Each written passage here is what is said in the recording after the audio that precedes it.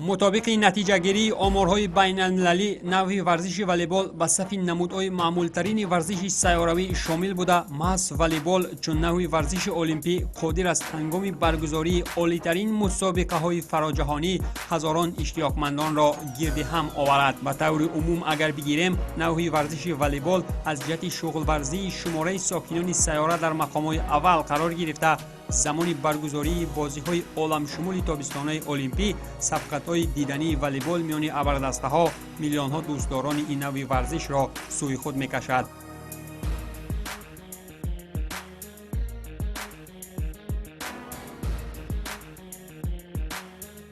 نهادهای ورزشی کشور ما نیز بهر رشد این نوع ورزش المپی و آموزگاردانی والیبال در جامعه طریق برگزاری مسابقه‌های مختلف سطح جمهوریوی و بین‌المللی تلاش به خرج می‌دهند که این نوع ورزش در مملکت رو به اوج اعلای رشد خویش نماید.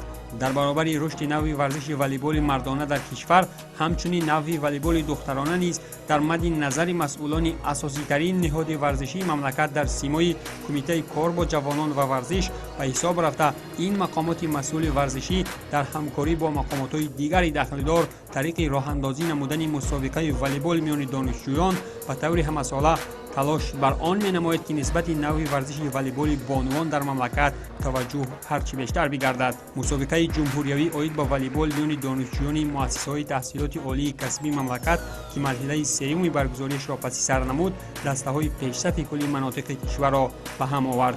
برای مسئولان ساحه اگر برگزاری چنین مسابقه‌های رمزی مایه اصلی آموزگاردانی والیبال در جامعه باشد، هر یک اشتراکچی مسابقه نیز با مقصدهای اصلی خویش به سبقت‌ها آمده بود.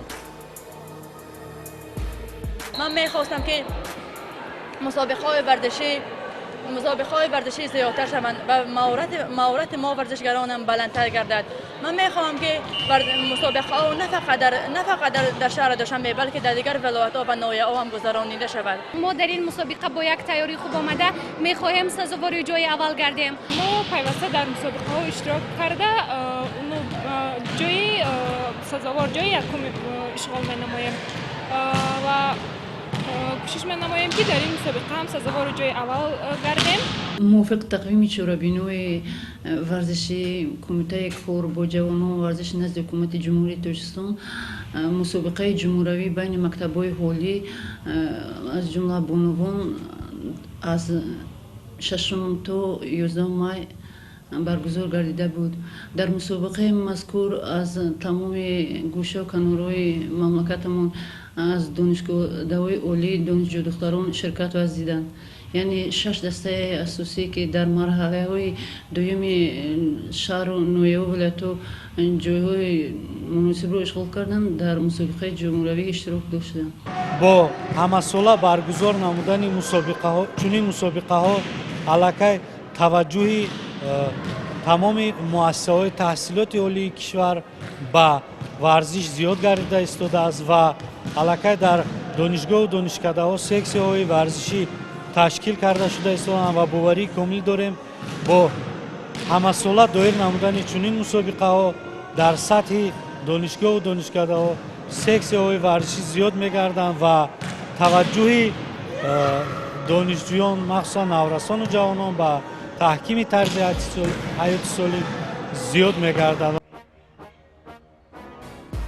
مکتب مخصوصی ورزشی ذخیره‌های المپی رقم 5 شهر دوشنبه که همچون مکان اصلی برگزار کننده مسابقه جمهوری والیبال میان دانشجو دختران مؤسسه‌های تحصیلات عالی کسبی مملکت به حساب می‌رفت، با دایر نمودن مرحله سوم با اشتراک دسته‌های بهترین والیبال منطقه‌های علاهده کشور و به هم آوردن والیبال بازان جوان باز هم در مرکز توجه خاصه قرار گرفت. با قول مسئولان برگزاری مسابقه مطابق سرباری جدول برگزاری سبقت‌های ورزشی سطح بلند، مؤسسه ورزشی مذکور یگانه مکان اصلی برگزار کننده سبقت‌های والیبال در قلمرو پایتخت بوده از آغاز سال جاری علاقه چندین سبقت‌های والیبال را قبول نموده است.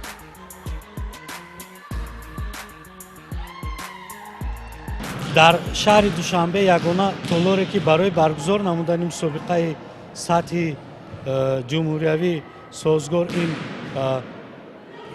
تالاری مؤسسه دولتی مرکزی جمهوریوی آمادگی دسته‌های منتخب به حساب می رود که با در نظر داشت در این تالارها برگزار نمودن یک قطار چورابینی های دیگر مسابقه در تالار مذکور دایر گردیده ایستاده است.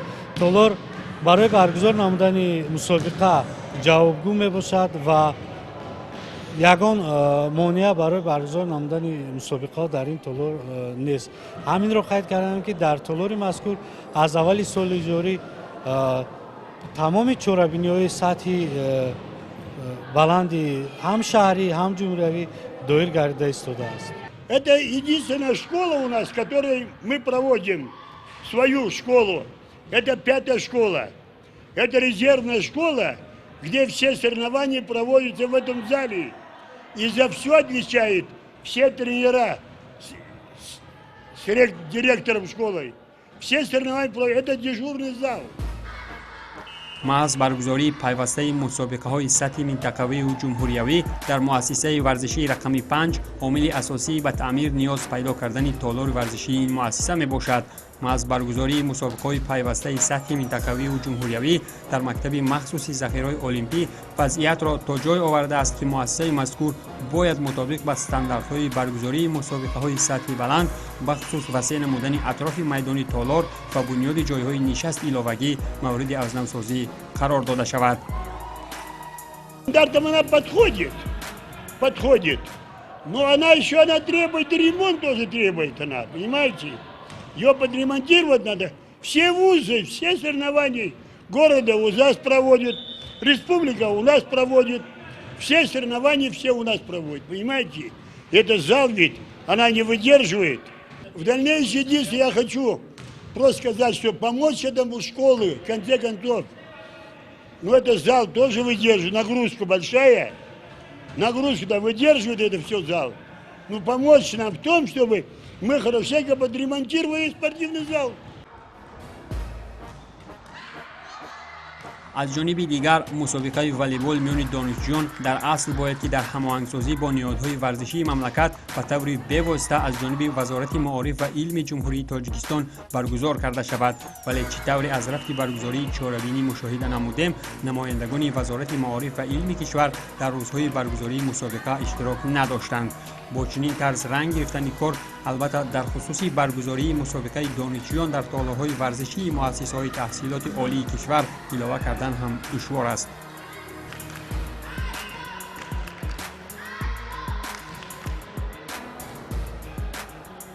Это организует Министерство народного образования с комитетами совместно. Однако, опять же, организует соревнования кто? 5-я школа. Вот эта школа мы организуем. Судьи наши, тренера наши, все наше здесь. Вот эта школа, это резервная, понимаете? Ее вот где бы все не было, все соревнования вот в этом зале. Все вот здесь. از جانب دیگر بگیریم شماره اشتراکچیان مسابقه دانشجویی والیبال میان بانوان چون 2 سال پیشین به تغییر مانده مسابقه جمهوری والیبال میان دانشجو دختران با اشتراک 6 دسته، 2 دسته از ولایت ختلان، 1 دسته از ولایت سوخت، 2 دسته از شهر دوشنبه و 1 دسته از ولایت مختار کوهستانی بدخشان. نوابسته از آن که مقامداران زینه‌های افتخاری چون انانه با اشغال موقع‌های پیشینشان سبقت‌ها را به انجام رسانیدند، ولی تجربه‌گیری‌های عمیق والیبال بازبانوانی که باری نخست در این مسابقه اشتراک دارند عامل اساسی باز هم رشد و نمو یافتن نوع ورزش والیبال در میان قشره‌های مختلف جامعه میباشد.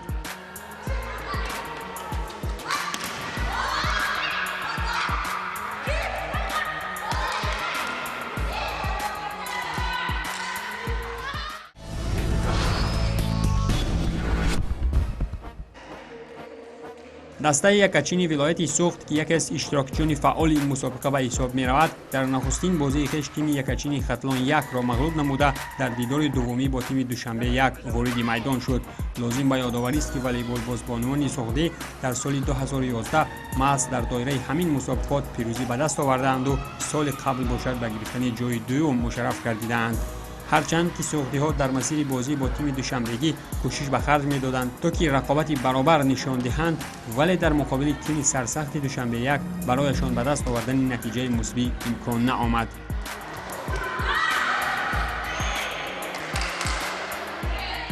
یک ورزشکار در خود مقصد میگذارد که باید که در آن غلبه، نه اینکه چه پیروزی یا اینکه دیگر چیز، باید اشتراک آن باشد.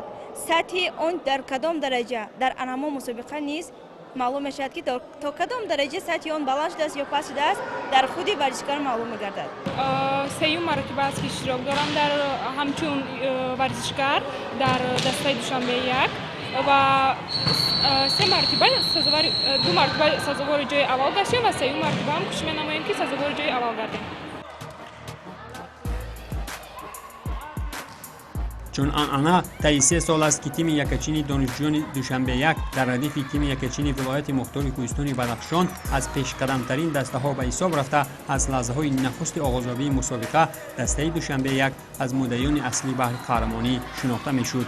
همین طریق دوشنبه دوی پیشرفت عبارت از دانشجویان دانشگاه اسلاویانی روسیه و تاجیکستان و دانشکده تربیت جسمانی و ورزش تحت رهبری مربی کاردان و پرتجربه نور آدینایف در عقبت نیمه‌نهایی با برتریت بزرگ و نظارت پره بازی یکچینی خطلان دو را از دانشگاه دولتی شهر کولاب دچار شکست نمودند. بهر به دست آوردن راهخط دوم فینالی باشد، دانشجو دختران دانشگاه دولتی شهر خاروخ که ولایت مختار کوهستانی بدخشان را نمایندگی می‌کردند با حساب بزرگ 3-0 نمایندگان ولایت سوخت را از دانشگاه دولتی شهر خوجند مغلوب نمودند.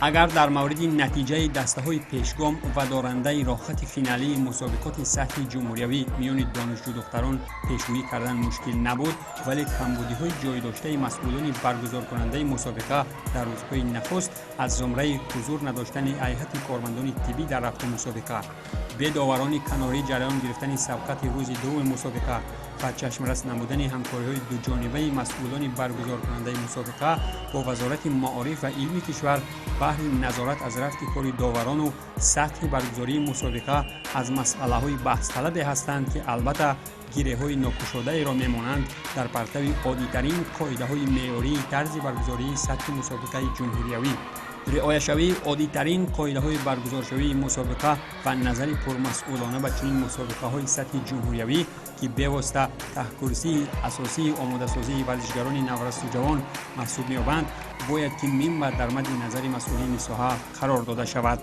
قابل ذکر است که بازی‌های حل کننده بهر دریافت مقام‌های افتخاری میان 4 تیم موفق در تالار مکتب جمهوریوی مهارت عالی ورزشی برگزار گردیدند که محض در همین تالار البته برخی از مشکلات‌های نامبرده برطرف کرده شدند.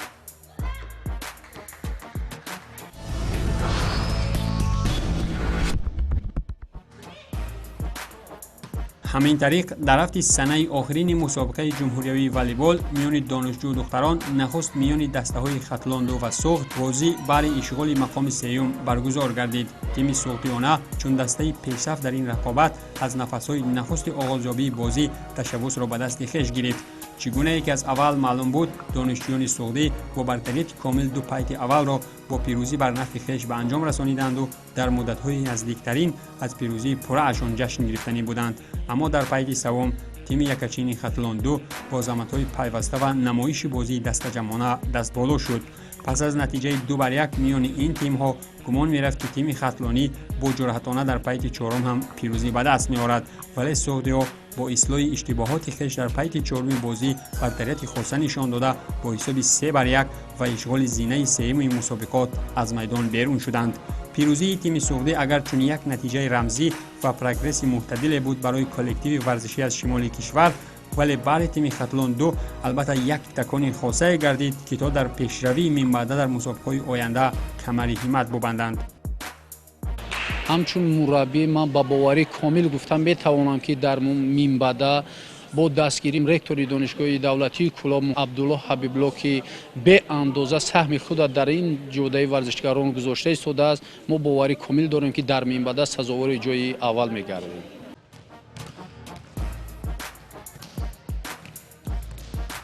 همین طور پس از انجام رقابت دسته‌های مغلوب شده در نیمه نهایی، رقابت در انتظار فینالی میان تیم‌های پیشقدم این مسابقات نخود دسته‌های دوشنبه یک و ولایت مختار کوهستان بدخشان به میان آمد.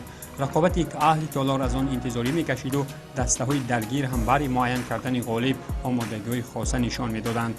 وابسته به آنکه یکچین دوشنبه یک در اختیارش بازیگرانی با استعداد بیشتر داشت و امکانیت‌هایش برای پیروزی بیشتر به نظر می‌رسید، بازیگران این دسته هم خواهان با نتیجه مثبت از میدان بیرون شدن داشتند. ناوابسته از آنکه بانوان بدخشانی در رفت بازی با حریف برابری خاصه نشان می‌دادند، ولی برتریت خاصه بازیگران تیم پایتخت بر علا به چشم می‌رسید و با چنین پیشرفتی‌ها پیک اول بازی فینالی بر نفع دوشنبه یک خاتمه یافت. در پیک دوم باشد هنگام حساب 23-23 هرچند امکانات پیروزی تیم ولایت مختار کوهستان بدخشان نزدیک بود، ولی این پیک بازی هم بر نفع زیرتابیان نور آدینایف به انجام رسید.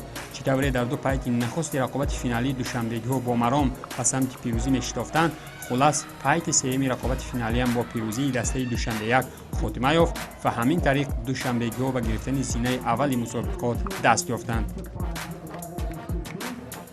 این سال دومین مرتبه است که در مسابقه ورزشی جمهوری تاجیکستان بین دانشجویان اشتراک میکنم. ما خیلی خرسند هستیم که چنین مسابقه هر سال چنین مسابقه ها بین دانشجویان گذرانیده می شوند و ما کوشش می دهیم که در سالهای آینده جای اول را اشغال نماییم. پس از نتیجه گیری مسابقه مذکور میتوان گفت که در رشته والیبال بانوان وابسته به سطح پیشرفت نوع ورزش والیبال در منطقه‌های علاهیده کشور باز هم تیم‌های دوشنبه و بدخشان و سوخت متناسباً به گرفتن مقام‌های افتخاری نائل شدند. سوالی مطرح این است چرا در میان این تیم‌ها جایگزینی جایزوی کم به چشم می‌رسد و دسته‌های ناحیه تابع مرکز از زمره منطقه رشت در چنین سبقت‌ها عموماً اشتراک ندارند.